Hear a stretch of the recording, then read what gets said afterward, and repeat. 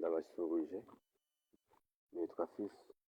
Ngiye kubereka uburyo ki abantu benshi mwifuza kumenya uburyo ki nyine umuntu yafunguza TikTok iri international, ku buryo azajya ahemberwa viyuze ndetse n'ibindi bya videwo, agahembwa amafaranga menshi ashoboka kuri TikTok iri international.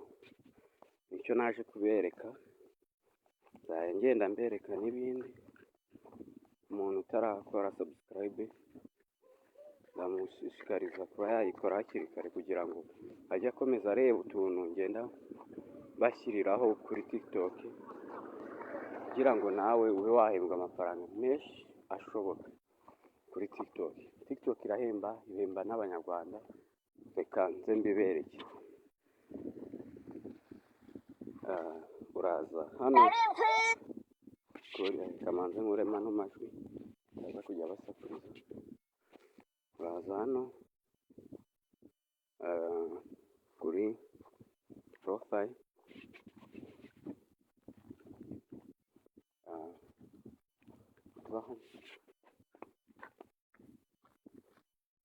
ujye muri setting and privacy, akande. Numara kuhakanda ukore switch account. Numara kubona switch account, urabona izi ni account zanjye. Urahita uza ujye hano kuri add account. Nugera hano, mbere yuko ukomeza uraza urye hano handitse Rwanda, urahabona. Uzamuke urebe igihugu kiri international nk'Ubufaransa cyangwa United Kingdom. United Kingdom. Ndagusaba wowe utarakora subscribe, bikore vuba kugira ngo uhite ukanda no kunzogera, kugira ngo video zanjye zose ujye uzibona hakiri kare. Iyi United Kingdom nayibonye, ndayikandaho. Nurangiza uraza hano handitse continue with Google, uhakande uhitemo account yawe nshyashya utari wakoresha na rimwe kuri TikTok, utarakoresha na rimwe, aribwo bwa mbere ugiye kuyikoresha. Ahangaha account njye nari nakoresha kuri TikTok ni iyi yanditseho ni fisi251@gmail.com. ukandeho utegereze,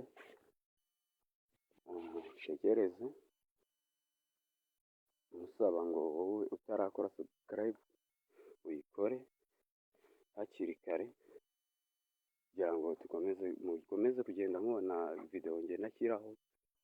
Ukande kwako kazogera, ushyire kuri all. Ahangaha ushyiramo amatariki y'amavuko,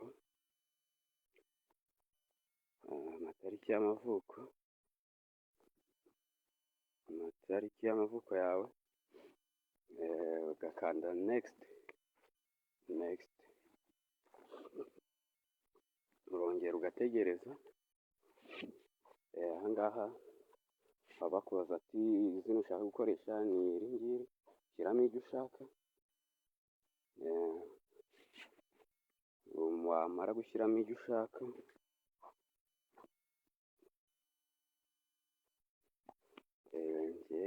ushyiramo iryo ushaka gukoresha kuri TikTok iri international, ugakanda confirm.